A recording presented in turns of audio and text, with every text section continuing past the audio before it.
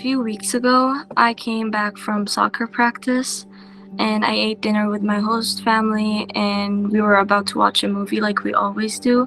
And that's when I got a phone call from my best friend.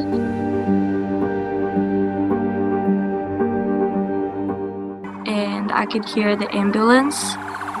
So I was asking her like what is going on, and she was just crying, and that's when I knew like something was not alright because she lives right in front of me. She just literally just broke down. She was telling me they heard that my apartment has been bombed and several people have died, and she didn't know any information about my parents, and I couldn't like get a hold of my parents because it's like international calls and it wouldn't call through.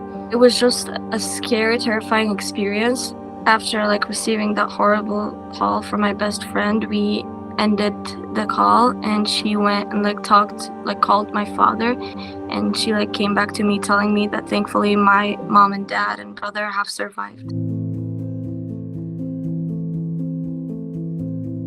One of the conversations I had with like my American friends while spreading awareness about my country, telling them about what happens back home, bombings and stuff, they would tell me like, how are you saying it with a straight face? Like, how are you saying it so normally?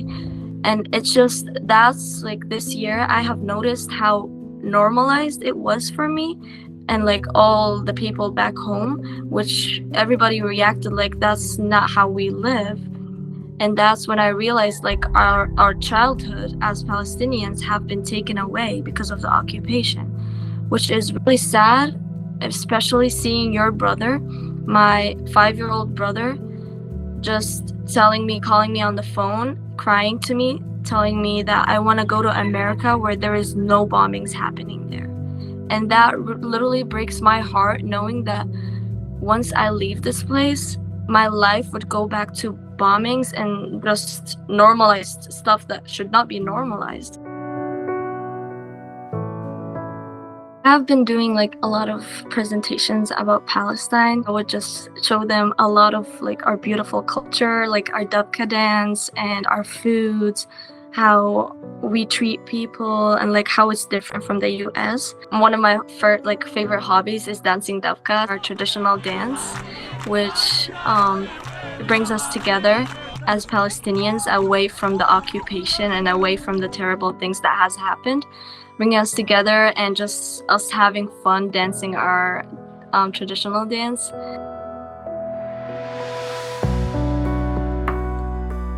Hope for me as a Palestinian kid is just the idea of me like trying to help my people, and that's what also gives me hope to like keep going, like just spread awareness more and more.